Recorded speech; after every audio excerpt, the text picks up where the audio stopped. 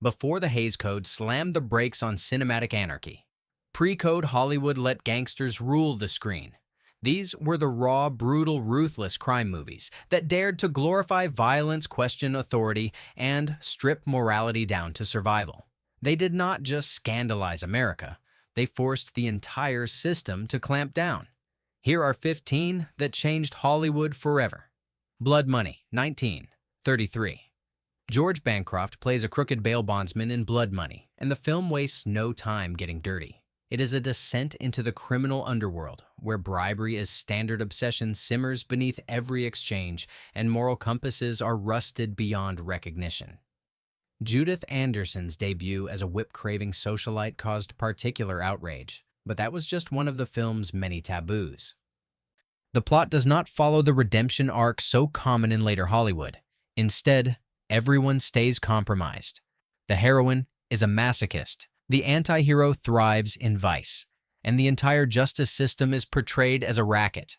Audiences were shocked not just by the brazenness, but by how Blood Money made criminality look functional, even logical. This was the kind of moral ambiguity that triggered the Hays office into action. Critics warned it glamorized degeneracy. Censors across multiple states slashed entire scenes. But even in fragmented form, the film's message stayed loud and clear. Virtue has no power here. What startled the censors most was not the vice itself, but how Blood Money made it look like the only sane choice in a broken world. I Am a Fugitive from a Chain Gang, 1932. This film did not just expose corruption, it ignited outrage across the nation. Paul Mooney stars as James Allen, a war veteran wrongfully convicted and subjected to the brutal Southern chain gang system. I Am a Fugitive from a Chain Gang was based on a true story, and it delivered its message with blunt force honesty that made politicians nervous. There is no glamour here, just shackles, mud, and abuse. The guards are monsters. The justice system is machinery, built to grind people down. When Allen escapes, it is not triumph, it is despair. His final words, "I steal," echo in the dark as he vanishes from a world that betrayed him. The scene shocked audiences who expected closure. Instead, they got social indictment. So powerful was the film that it led to actual reforms in several states. Georgia officials tried to ban it, but it could not be contained. This was the kind of movie the code feared, one that said America itself might be guilty. No moral counterweight, no silver lining, just institutional cruelty that demanded attention. It remains one of the most powerful cries for justice ever put on screen, and a blueprint for what the code would soon try to silence. Safe in Hell, 1931. Dorothy McHale's performance in Safe in Hell is pure dynamite. She plays Gilda, a New Orleans prostitute who kills her abusive pimp in self-defense and flees to a Caribbean island with no extradition treaty. The island is not paradise, it is purgatory. Populated by men who leer, threaten, and corner her at every turn, it becomes a suffocating trap. What made Safe in Hell so radical was not just the heroine's occupation, it was her defiance. Gilda never apologizes for her past. She smokes drinks, fights back, and ultimately chooses death over victimhood. Pre-code audiences had never seen a woman like this, a survivor with grit who refused to play the virgin or the vamp. The film was banned in multiple territories for its perceived vulgarity and its blunt portrayal of men as predators. The Catholic Legion of Decency called it corrosive, but it was also raw truth wrapped in shadows and sweat. In the final act, when Gilda lights her cigarette knowing she's about to die, the camera holds on her face longer than censors could stand. She is not ashamed. That scared them. This film was proof that the code was not just about torture, it was about silencing women who refused to kneel. Manhattan Melodrama, 1934. This was the film that changed everything, not just for Hollywood, but for real-life headlines. Manhattan Melodrama is remembered today for being the last movie John Dillinger ever saw before he was gunned down outside the theater, but its content is just as infamous. It glorified criminal loyalty over moral righteousness and made gangsters look heartbreakingly noble. Clark Gable plays Blackie Gallagher, a charismatic gambler with a ruthless edge. William Powell is his childhood friend who becomes a district attorney. Their lives clash over politics, women, and fate, but never over love. In the end, Gable's gangster dies smiling, taking the fall to let Powell rise. There is no moral preaching, no lecture, just the idea that loyalty between men might matter more than laws. Audiences cheered. Critics praised the ambiguity. But moralists were furious. This was exactly the kind of film the Hays Code would clamp down on weeks later. It allowed a criminal to die a hero and painted the law as dull and distant. The line between right and wrong blurred, and that made censors tremble. It was not a lesson in crime prevention. It was a lesson in humanity. Too complex, too sympathetic, too dangerous. Hell's Highway, 1932. If you thought chain gangs were brutal in I Am a Fugitive from a Chain Gang, wait until you see Hell's Highway. This film showed even less restraint and more rage. Richard Dix stars as a prisoner trying to protect his younger brother from the dehumanizing torture of a southern prison camp, and what unfolds is raw fury captured in shadows. The guards beat inmates without mercy. The labor is endless. But what struck viewers hardest was the sense of hopelessness. There was no exit, no redemption, just survival. One prisoner is so abused he walks into a swamp and drowns himself. Another is beaten until he forgets his own name. This was not noir, it was nightmare. Unlike the socially conscious fugitive, this movie did not seek reform. It offered revenge. Dix's character leads a violent revolt that ends in bloodshed. Audiences were horrified. So were state officials who demanded it be pulled from theaters. This was cinema lighting a match.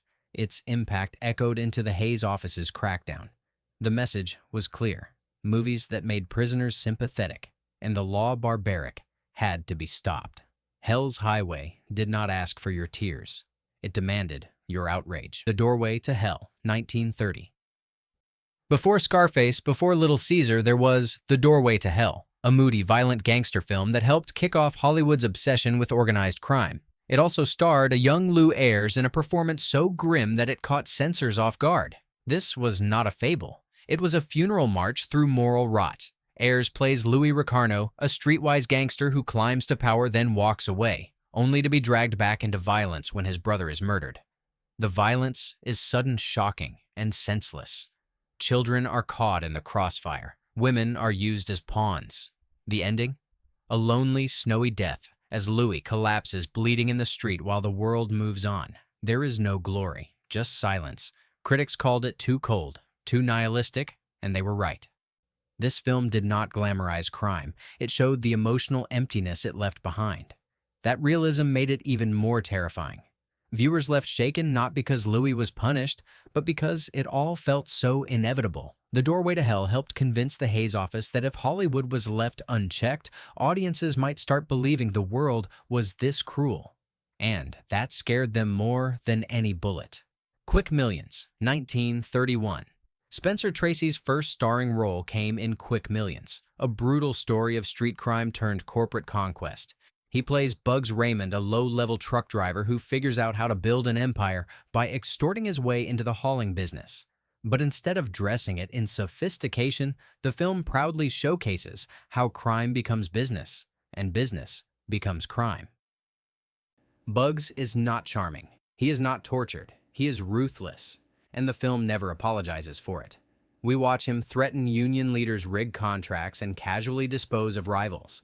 What truly disturbed censors was how Bugs' success felt logical. He does not fall because of morality, he falls because of love. A woman becomes his weakness, not justice, not the law. What makes Quick Millions so disturbing is how it predicts the real American gangster of the future. Polished, slick, and corporate. No Tommy guns, just paperwork. And corruption that does not need back alleys when it has boardrooms. The Hays Code hated this kind of realism. Films like this made the system look complicit. They blurred the line between criminal and capitalist, and they made audiences ask dangerous questions about who really ran things in Depression-era America. Ladies They Talk About, 1933. Barbara Stanwyck was already known for playing tough women, but in Ladies They Talk About, she pushed every boundary of what was acceptable. She plays Nan Taylor, a glamorous bank robber caught in a sting and sent to a women's prison. But instead of moralizing, the film leans in, hard, on life behind bars and the savage hierarchy of incarcerated women.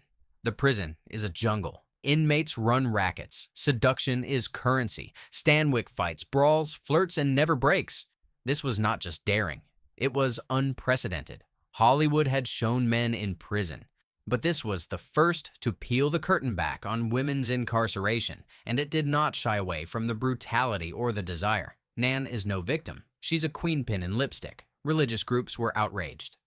The Catholic Legion of Decency accused it of glorifying perversion. The Hayes office called it dangerous. But audiences flocked to see it. Stanwyck's performance was too compelling, too real. The film dared to show that female criminals could be just as complex as male ones. That was unacceptable to the moral guardians. After the code tightened, this kind of bold female anti-hero vanished from the screen for over a decade. 3 on a Match. 1932. If you want a perfect snapshot of everything pre-code cinema dared to be, look no further than 3 on a Match. It is sleek, cruel, daring, and devastating. The film follows 3 women from childhood into wildly different adult lives.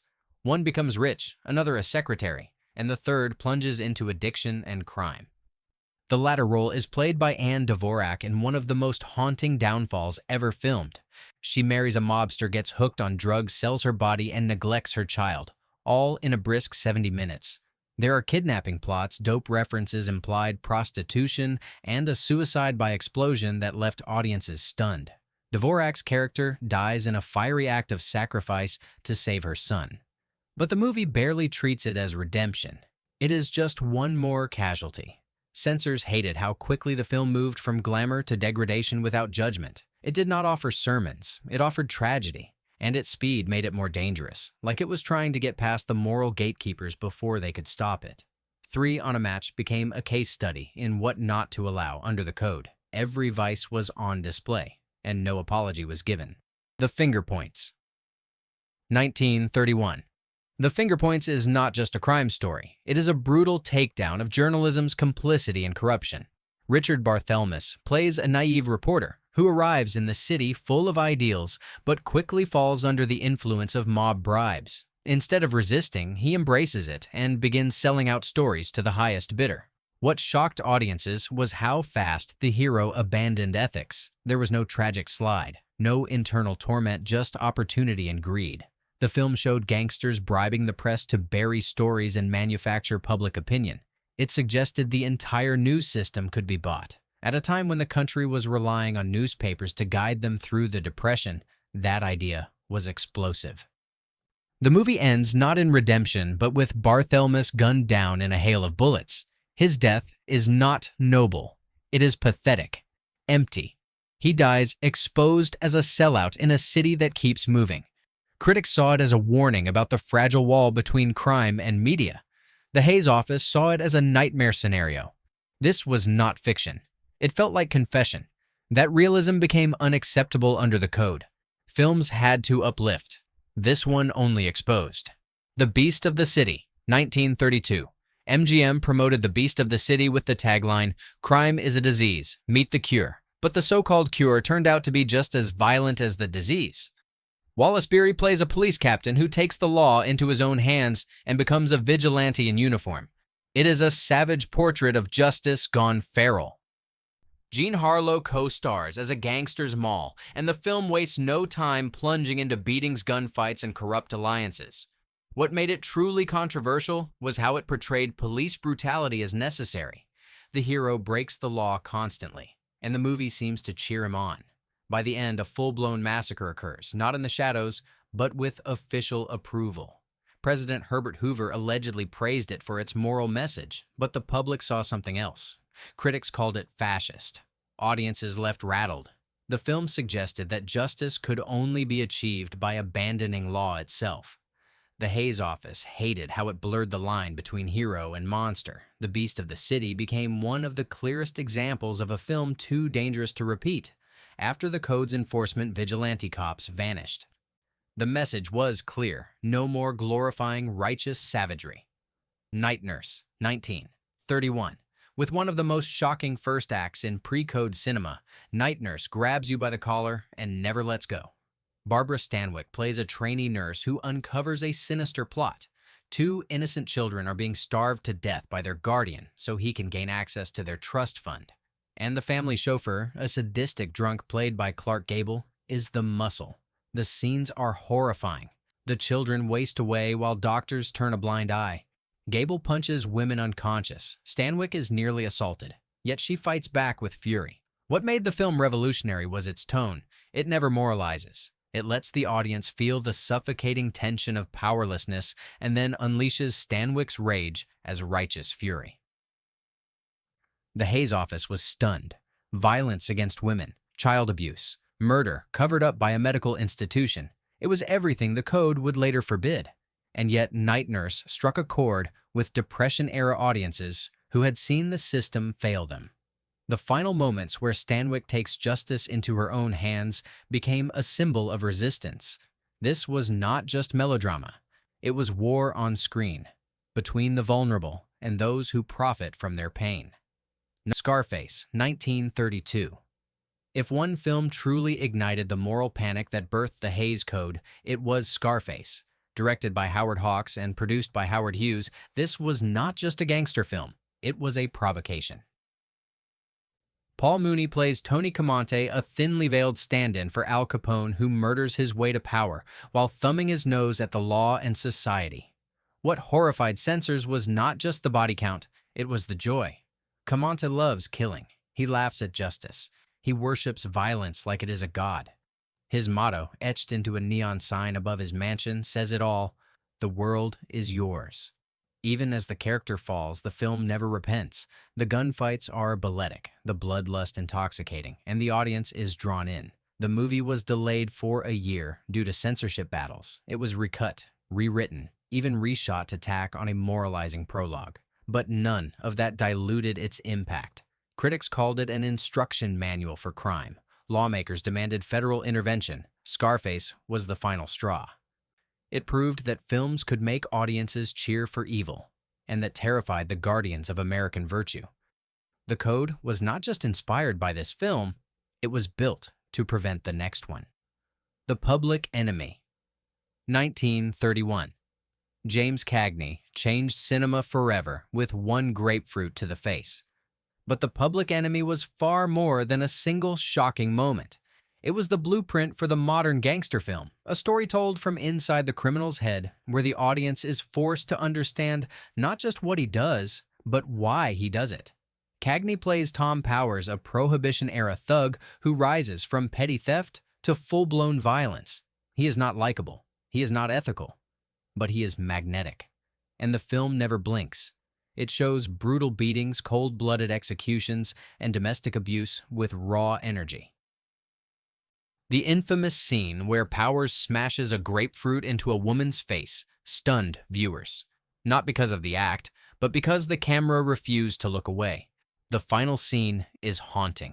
Powers' bullet-riddled body is delivered to his mother's doorstep like a wrapped gift. There is no glory, no speech, just silence and grief. The Public Enemy was both warning and seduction. It did not tell audiences to emulate gangsters, but it made them impossible to ignore. Critics called it dangerous, moralists screamed for regulation, and Hollywood knew it had crossed a line it could not uncross. The Hayes Code was inevitable, and this film helped write its rules. Little Caesar.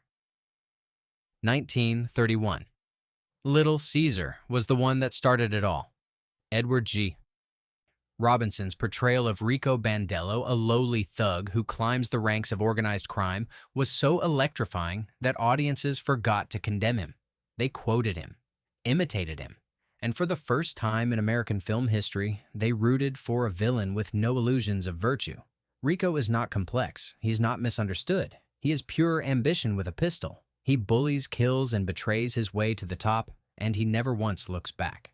What made the film revolutionary was its refusal to explain him.